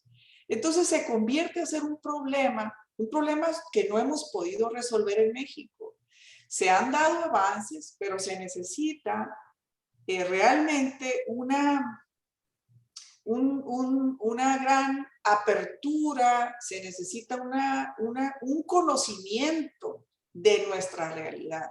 porque es muy fácil de determinar lo que es ilusoriamente o lo que debería ser todo lo correcto, por así decirlo, que apliques lo que haces en ciudad y aplicarlo en el campo. Pero cuando tratamos de hacer eso, lo único que hacemos es que el patrón ve más lejos la posibilidad de poder ir entrando a una transición de cambio porque le queremos poner en un marco jurídico que no es alcanzable ni económicamente, o pudiera ser económicamente, pero realmente no hay algo tangible que se vaya a recibir. Entonces solamente le va subiendo el costo. Entonces, mi punto de vista, ese hueco de persona, ese hoyo, ese gap que traemos, es precisamente porque se necesita diseñar diferentes programas o marcos jurídicos para esas condiciones. Tenemos trabajadores permanentes de campo. Esos no hay problema. Esos viven normalmente, son locales, son normalmente trabajadores estables. Esos trabajadores van a su casa todos los días y regresan y son trabajadores de campo porque los usas de tu localidad. Esos hay que pagarles de acuerdo a cómo está el marco general de la ley, porque eso sí aplica. Entonces, ¿qué pasa con estos trabajadores que están en esas condiciones? Hay un costo del 30%, más o menos, de costo que se ahorra este productor porque no le paga la seguridad social, que estamos hablando de un ahorro del 30%, que su vecino sí paga el 30% y trata, y aparte pone su clínica y aparte le da servicio contra este grupo. Entonces empieza a hacer una competencia desleal. Entonces hay mucho que trabajar en eso. Hay un análisis muy profundo que hay que hacer para diseñar realmente algo que funcione, que sea funcional y que el trabajador y su familia sea atendido. Voy a poner un ejemplo. Yo traigo 5% de mi... Perdón, Judith, disculpe por la interrupción, pero tenemos 5 Bien. minutos más en el evento, entonces disculpe. No. Muy bien. Y lo siento, voy a dar la palabra a Héctor, por favor, una intervención corta. Muchas gracias. Voy a hablar en español. Sí, definitivamente es muy importante lo que comentaba ahorita Judith y lo que se refleja en este estudio. El Consejo Agrícola de Baja California, conscientes de esta realidad, se ha estado trabajando en los últimos 6 años en buscar que los diputados y senadores tengan una legislación que sea incluyente, que permita atender esta realidad. Como bien se menciona, los trabajadores eventuales del campo y los que están trabajando por cultivo y por estación, se ha trabajado con los senadores y diputados y realmente la secretaria del Trabajo, tuvimos una reunión con todo su equipo, con la secretaria Luisa María Alcalde Luján, y estamos buscando eso, que tengamos una reforma y una seguridad social donde le dé este marco jurídico y le dé esta protección a toda la realidad que viven nuestros trabajadores del campo, que se van moviendo por estación o por cultivo, y que también entienda la realidad de las empresas o los agricultores que pagan este costo, como bien lo menciona Judith, que en algunos casos, en el 30%, a lo mejor el cultivo sí te da el recurso para cubrirlo, pero hay otros cultivos como granos o como otros cultivos de bajo ingreso o de bajo costo de la producción y de precio de venta. Y esto es lo que estamos buscando. Creo que estamos en este gobierno, tenemos una oportunidad y qué bueno que está aquí Rodrigo, que hemos estado trabajando y estamos con la secretaria trabajando de la mano, igualmente con el Seguro Social y la gran labor que se ha hecho a través de los diferentes organismos que representamos a los agricultores. Creemos y consideramos que si se logra esta reforma en esta ley de seguridad social, va a poderle dar mejores oportunidades e incluir a todos los trabajadores o a la mayor parte posible. Mientras no cambie esta reforma, no se logre estas leyes que lo puedan cubrir, no va a poder ser posible que todos los que trabajan en el campo puedan entrar. Por eso es muy importante y agradezco a Agustín y también a ustedes, Andrew, a Wilson Center y Instituto Mexicano, que estemos trabajando en esto porque con datos duros vamos a poder lograr que esta reforma camine y poderle dar estos beneficios a nuestros trabajadores y sus familias. Muchas gracias. Gracias, Héctor, and thanks to all of you. We did get a couple questions which we won't have time to address this afternoon. I will just note that some of what are the most immediate speakers talked about in terms of making the system work and the challenges that employers have in complying with the rules and simplification of the rules. I think that's something that if I can put words in their mouth, that the US panelists would probably say is a challenge here in the States as well. We will see if we can't pass the questions we weren't able to ask along to our panelists and see if we can't get some responses offline. But as we're right up on time, I want to thank all of you for joining us. The presentations from Phil and Augustine, excellent, and the commentary from Michael, Judith, Hector, Rodrigo, and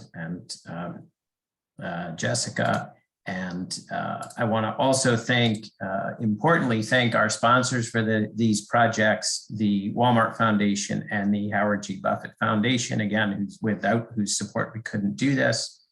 And as this is our last public event of 2021, I want to thank all of you for being here today and throughout the year with us at the Mexico Institute. And we are hopeful that in 2022, we'll be able to have more of these events in person. But thanks again, everybody, for being here. And I hope you all have a nice afternoon and a great holiday season. Thank you.